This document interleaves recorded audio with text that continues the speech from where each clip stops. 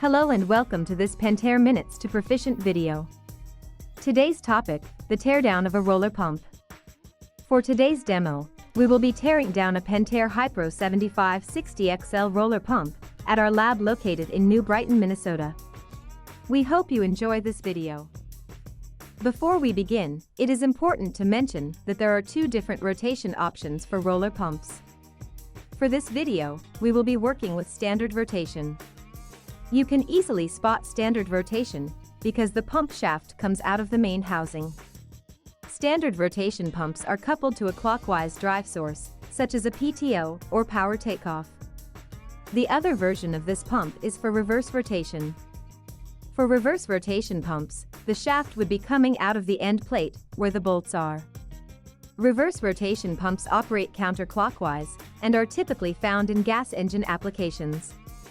The tools and materials required to tear down this pump include a ratchet or torque wrench, a 1/2-inch socket, an arbor press, a mounting fixture or wooden blocks, a flat head screwdriver, and a hammer.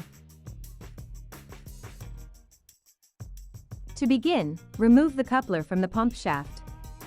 Then remove the 1/2-inch bolts from the end plate. Now, let's go to the arbor press, and we can push the pump apart. Support the pump ports with a fixture or wooden blocks and press out the shaft. Inspect the pump body for wear. If you detect a lip near the edge of the pump body, then the body is worn and the pump is unrepairable. After inspection, remove the rollers and the rotor.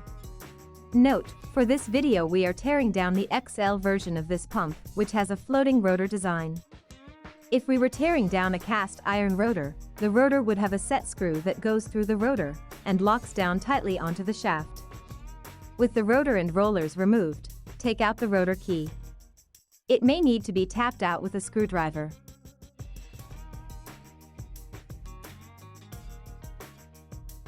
Now, remove the bearing cover. Removing this may require some effort, but it can be removed. Next, use the arbor press to press out the shaft. To assist with this task, use one of the end plate bolts we removed earlier. With the shaft removed, inspect the sealing area of the shaft for any pitting, grooves, or damage. If the shaft has damage, the shaft will need to be replaced. This shaft appears to be okay. Here's an example of a shaft that should be replaced.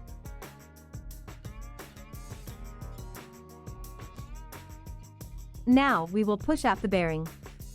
Turn the end cover over and use a socket or a fixture that fits on the inner face of the bearing, but that is narrow enough to slip through the casting. Repeat the same steps to remove the bearing from the housing. Now we are ready to remove the seals. To remove the shaft seal, tap it out with a hammer and a screwdriver.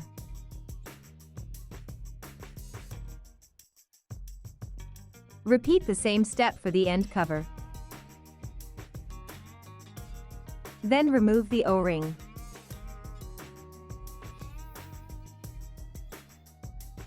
Finish by inspecting the rollers for wear or scoring.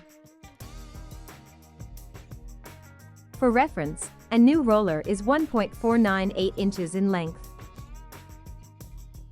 Any amount of wear will cause fluid to bypass the roller, causing a loss of pressure. Replace as needed. With the pump completely disassembled, we are ready to put it back together. Today's topic, the rebuild of a roller pump. For today's demo, we will be rebuilding a Pentair Hypro 7560XL roller pump at our lab located in New Brighton, Minnesota.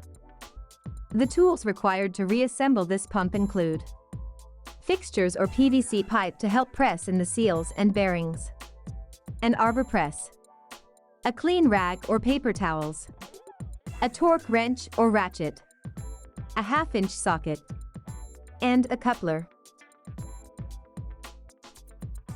The first step to reassembly is to install a new O-ring into the end cover.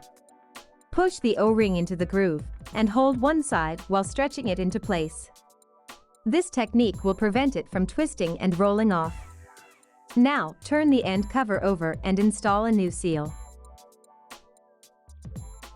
Insert the seal with the open end facing down towards the casting. Use a fixture or piece of PVC pipe to press it down until it bottoms out. The seal should be pressed in far enough to ensure that it will not make contact with the bearing race. Now we can press in the bearing. The bearing can be installed in either direction.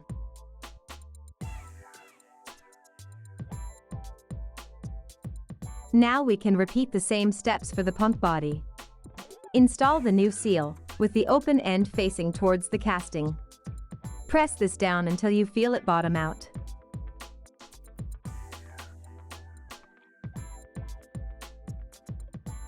Once the seal is set, you can press in the new bearing. Because this is a standard rotation pump, we will finish reassembly with the motor shaft facing out of the main body. Start by pressing the shaft into the end plate. Make sure you have a fixture underneath the bearing, so you don't press it out while installing the shaft.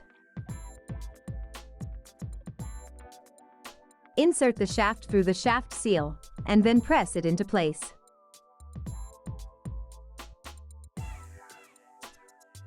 With the shaft installed, reinstall the key, making sure that it is all the way in.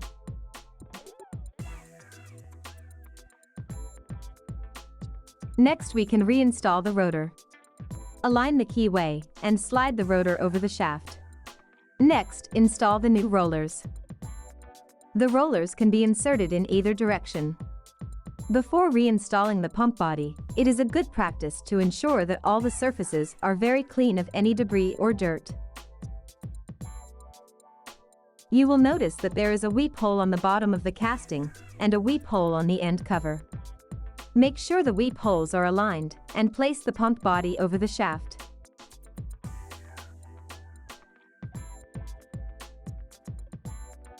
With a fixture supporting the end plate bearing, use a second fixture to support the housing bearing. With both bearings properly supported, press the pump together. At this point, the pump should turn freely by hand. If it does not, disassemble and inspect for any dirt or debris that may have gotten in during reassembly. Now we are ready to put the bolts back into the end cover. When reinstalling the bolts into the end cover, it's important to tighten in a crisscross pattern to draw the end plate evenly to the pump body.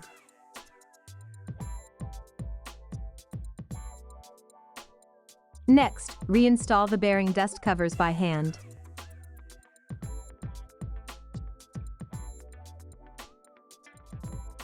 Finally, reinstall the coupler and check to make sure the pump turns freely. If it does not, unassemble the pump and check for any dirt or debris that may have entered the pump during reassembly. This completes the rebuild of the roller pump. Thank you for watching and have a great day.